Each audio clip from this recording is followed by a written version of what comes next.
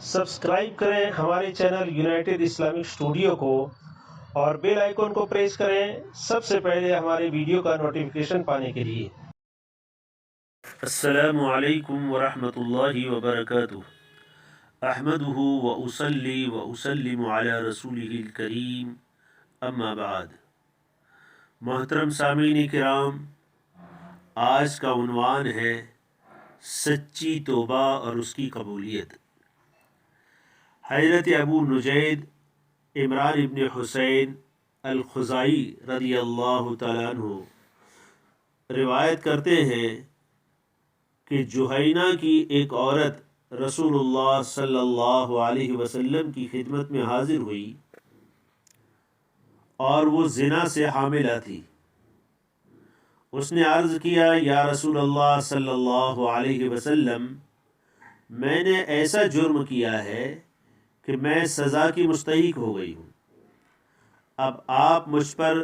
हद यानी शरई सज़ा कायम करें। नबी अकरम सल्लल्लाहु अलैहि वसल्लम ने उसके वली को बुलाया और फरमाया, उसके साथ अच्छा सलूक करो। जब उसके बच्चा पैदा हो जाए तो ले आना। विलादत के बाद वो हाजिर हुई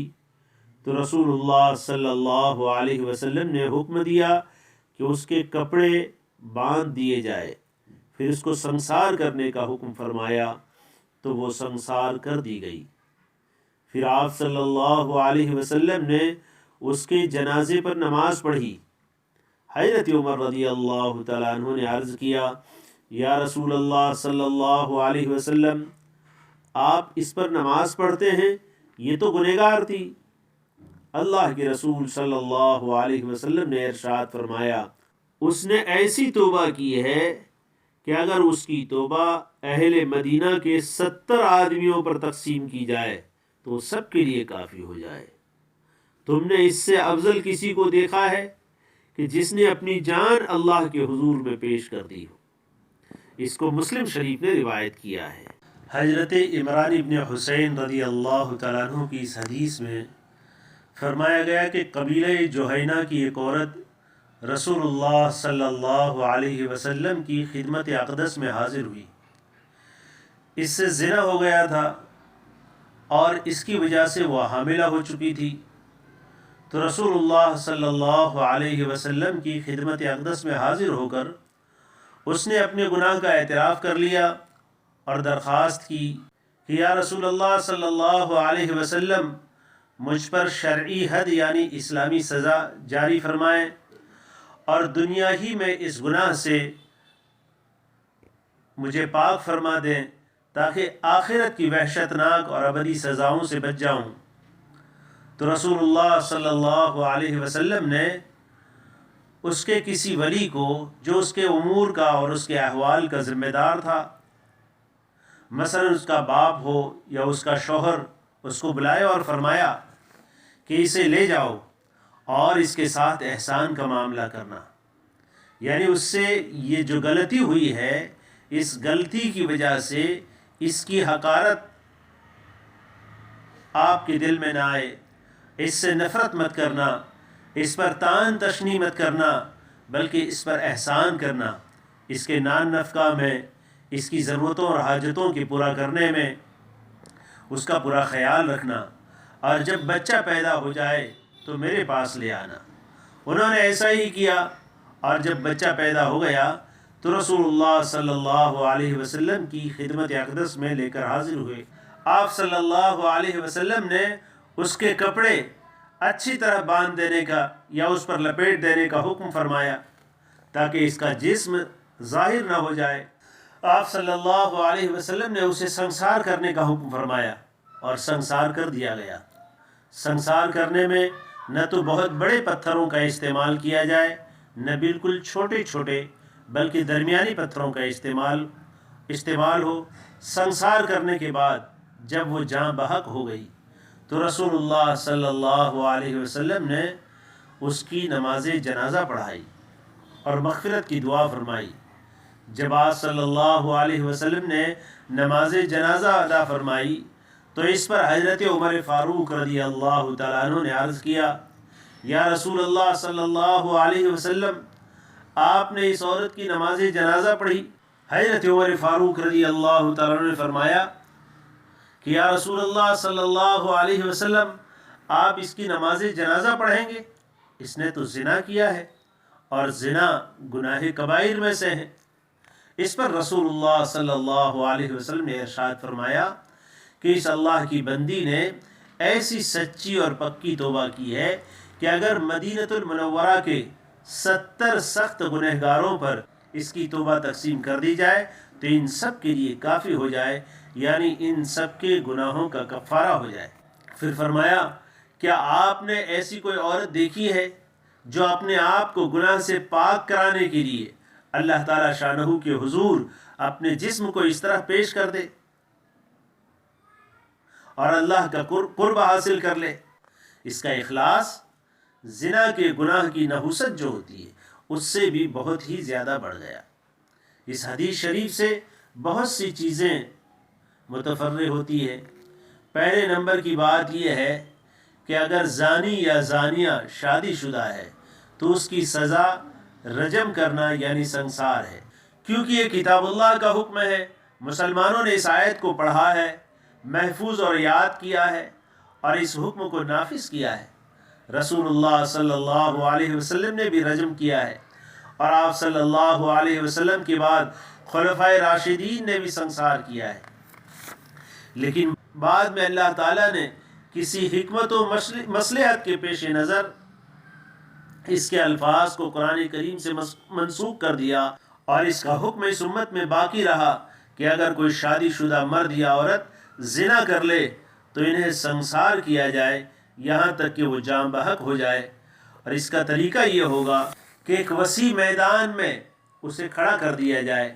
اور مسلمان اس کے گرد چاروں طرف جمع ہو جائیں اور اسے پتھروں سے اس طرح مارا جائے کہ اس کی موت واقع ہو جائے۔ اور اس میں بھی اللہ جل شانہ کی عجیب حکمت ہے کہ شریعت مطہرہ نے یہ حکم نہیں دیا کہ اسے پھانسی دے دی جائے یا اسے ذبح کر دیا جائے تاکہ اس کا کام تمام ہو جائے، نہیں، بلکہ یہ حکم دیا گیا کہ اسے پتھروں سے مارا جائے تاکہ جسم کے ایک ایک حصے میں جہاں جہاں پتھر لگے تکلیف پہنچے، کیونکہ زانی جب زنا کرتا ہے تو جسم کا رواں رواں اور جسم کا ہر جز اس کی لذت حاصل کرتا ہے تاکہ اس کی لذت کی بقدر اسے سزا اور عذاب ہو، تاکہ جسم کا ہر جزو اور رواں رواں اس تکلیف کے نتیجے میں پاک اور صاف ہو جائے۔ اسی وجہ سے علماء فرماتے ہیں کہ یہ جائز نہیں کہ بہت ہی بڑے بڑے پتھروں سے اسے مارا جائے تاکہ ایک دم سے اس کا کام تمام ہو جائے، اور بالکل چھوٹے چھوٹے پتھر اور کنکریوں کا استعمال بھی نہ کرے تاکہ اس کی تکلیف بڑھ جائے اور موت میں تاخیر ہو جائے، بلکہ درمیانی قسم کے پتھروں کا استعمال کرنا چاہیے تاکہ اسے تکلیف کا احساس بھی ہو اور مقصود حاصل ہو جائے اور موت واقع ہو جائے۔ اسی طرح اس حدیث شریف سے ایک بات یہ بھی واضح ہوتی ہے کہ اگر کسی شخص سے کوئی گناہ کبیرہ ہو جائے یا زنا ہو گیا اور وہاں مسلمان حاکم یا قاضی ہے تو اس کے لیے مناسب ہے کہ وہ اس حاکم یا قاضی کے سامنے حاضر ہو کر اپنے گناہ کا اقرار کر لے تاکہ اس پر حد جاری ہو جائے اور دنیا ہی سے وہ اس گناہ سے پاک صاف ہو کر چلا جائے۔ بعض علماء فرماتے ہیں کہ اگر اس پر کوئی گواہ نہ ہو، شاہد نہ ہو، تو بہتر یہ ہے کہ اپنے آپ کو، اپنے گناہ کو خود ظاہر نہ کرے بلکہ تنہائی میں اللہ کے سامنے گریہ وزاری کرے اور اپنے گناہ کو معاف کرانے کی کوشش کرے۔ ایسے ہی جہاں اگر کوئی شرعی حاکم نہیں ہے، مسلمان حاکم نہیں ہے جس کے پاس حد کے جاری کرنے کے اختیارات نہیں ہوں، ایسا حاکم اگر نہیں ہے تو ایسے مقام پر بھی اپنے گناہ کو لوگوں میں ظاہر کر کے اپنے آپ کو فضیحت نہ کرے بلکہ تنہائی میں اللہ کے سامنے رو رو کر اور گڑ گڑا کر سچی پکی توبہ کر کے اپنے گناہ کو معاف کروانے کی پوری حد تک امکان کوشش کرے اور عزم مصمم کرے کہ دوبارہ اس طرح کے کسی گناہ میں مبتلا نہ ہوگا۔ یہاں پر رسول اللہ صلی اللہ علیہ وسلم کا یہ فرمانا، اس کے ولی کو بلا کر، جب یہ عورت حاضر ہوئی تو اس کے ولی کو بلا کر یہ فرمانا کہ اس کے ساتھ احسان کا معاملہ کرو، اس بات کی طرف اشارہ ہے کہ اگر کسی مومن سے چاہے مرد ہو یا عورت کوئی غلطی یا گناہ سرزد ہو جائے تو اس گناہ یا غلطی کی وجہ سے اس کی حقارت دل میں نہیں آنی چاہیے، اس کے ساتھ بدسلوکی یا تان تشنی کا معاملہ نہیں کرنا چاہیے۔ ممکن ہے کہ اس گناہ کرنے کے بعد اس نے اللہ تعالیٰ کی روبرو اور اللہ کے حضور نہ معلوم کیسی سچی اور پکی اور مقبول توبہ کی ہو، اور اس کے نتیجے میں اللہ تعالیٰ کے یہاں اس کا کیا مقام بنا ہو۔ اس لیے ہمیں کسی بھی اس کے دل میں جو ایمان ہے اس ایمان کی اہمیت اور اس کی حقیقت کو سامنے رکھتے ہوئے کسی بھی گنہگار آدمی کو گنہگار سمجھنا یا اس کو حقیر سمجھنا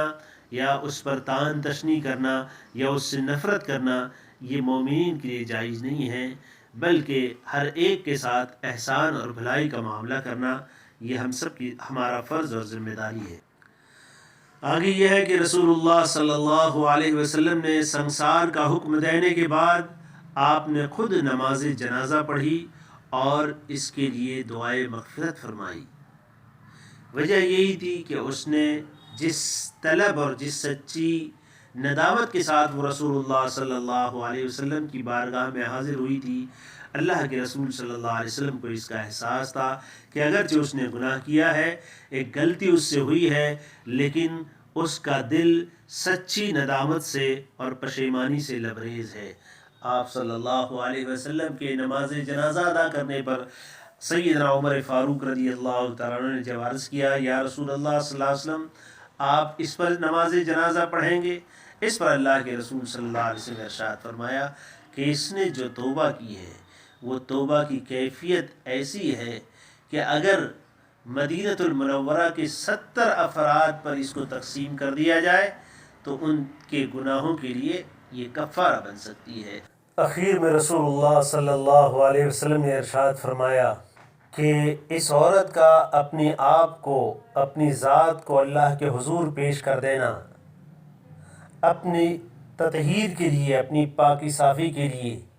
یہ بہت بڑی بات ہے، اور فرمایا کہ اس سے افضل اور کون عورت ہو سکتی ہے جو خود اپنی ذات کو، اپنے آپ کو پیش کر دے تاکہ دنیا ہی میں وہ پاک صاف ہو جائے، آخرت کے دردناک اور وحشتناک عذابات سے بچ جائے۔ تو یہ اس کا اپنے آپ کو پیش کرنا، یہ اس کی سچی ندامت اور سچی توبہ اور اس توبہ کی قبولیت کی علامت ہے۔ اللہ تعالی ہم تمام کو بھی گناہوں سے بچنے کی اور اگر کوئی خطا ہو جائے تو اس پر سچے دل سے ندامت کرنے کی اور سچی توبہ کرنے کی توفیق عطا فرماویں۔ وآخر دعوانا الحمدللہ رب العالمین۔